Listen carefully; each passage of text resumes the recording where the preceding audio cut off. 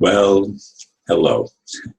It's morning here, but it may be a totally different time where you are.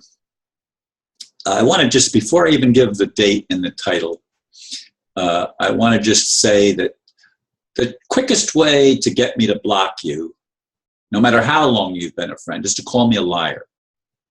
I have spent my whole life telling the truth, sometimes even to my own detriment. And you call me a liar, I'll block you no matter how long you've been a friend, no matter who you are. So if you want to get out, get my guile, that's how to do it. Anyway, this is the video for September 23rd, 2016, and the title is Conflicting Agendas, Control or Freedom. There are two major conflicting agendas at work on this planet, and only one will triumph. The demonic cabal wants total control based on their illusion that life has no meaning except the one they give it. I want freedom to discover what has been hidden and follow a course that will open greater possibility for all of us. We are used to the mind control programming of the cabal. It's all we've ever known. What if leaders were empowered to begin exploration of unknown avenues that have the potential of taking us where we have never gone before? As I see it, the true God wants us to discover the road less traveled. The demons only want to maintain the status quo, keeping humanity in bondage to their own antiquated goals of domination.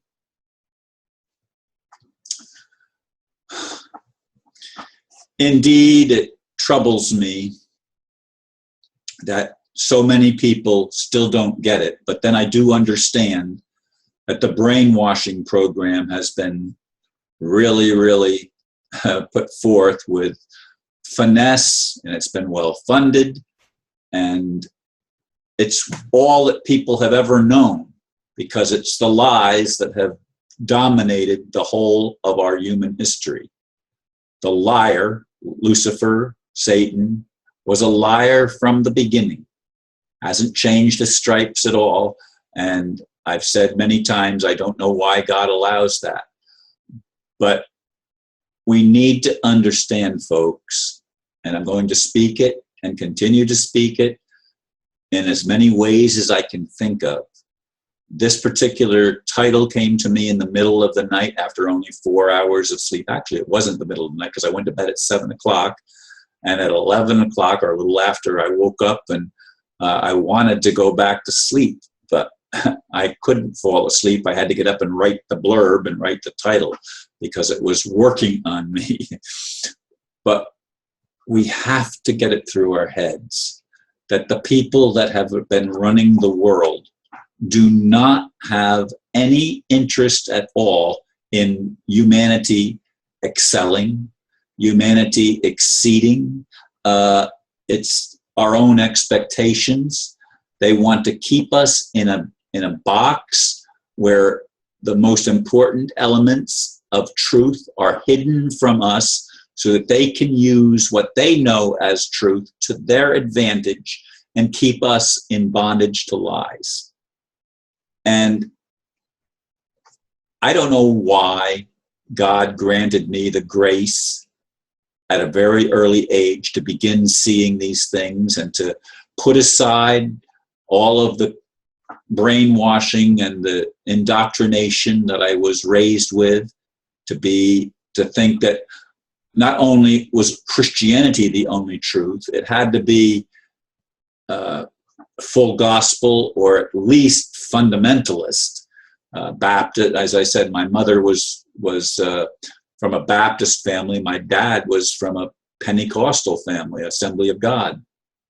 And that's how I was raised. But from early on as a teenager, I began studying other religions because I wanted to be able to fulfill what was required of me, that you love one another. And if you only love those that agree with you, if you only love those that are in your group, if you only love those that have the same color skin or the same religion, you're no different than anybody else. That's the way the world has been divided, and it's been conquered by that division of human against human.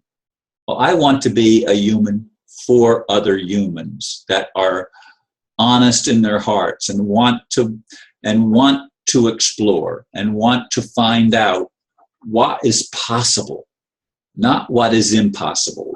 We've been painted a picture of you can't go there, you can't go there, you can't go there. Well, there and there and there and there and there and these other alternatives are the places that we need to go. And we need to be able to do it without being threatened, without being arrested, without being killed, without, the system is so corrupted and so malevolent. What is it? What is it that you don't see? Now, some people, when they hear this, they become overwhelmed and they just would like to exit. And there's times I'd like to exit too. I understand, because how do you get to be able to express your truth when your truth is in conflict with those that claim authority? It's a very, very sad state of affairs. And suicide is not the answer.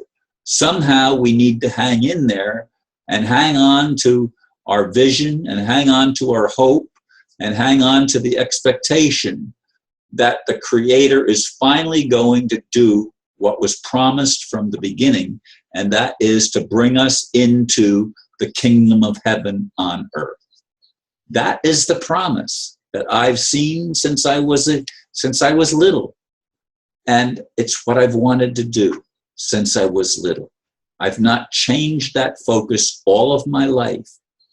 The only focus that shifted was when they stole my house, and I began to question God in ways that I had never questioned God before, and even expressed, quite angry frustration at the way things are. And I still believe that it could have been done differently. And I don't understand why it was done the way that it was done. I'll never get that because it doesn't make sense to me. So I don't mean to offend people, but by the same token, if you don't want to listen, don't listen. Don't comment. Don't pay attention to me. It's okay. Those that need to hear are going to hear. And those that want to stay in their little box are going to be able to stay in their little box as long as God allows it. Hopefully God isn't going to allow it forever. But we have to grow up. We have to start claiming our sovereignty individually and ultimately collectively as well. Because until we reclaim our sovereignty, we will never be free. We will always be in bondage to those who want to enslave us and want to use us for their ends and their purposes. And I'm sorry, but in my estimation, that is totally wrong, and it is a violation of the most important rule of all, is not to violate the free will of any other. I've said it lots of times. I'll probably say it lots more. Thank you for listening. Pray for me. Namaste.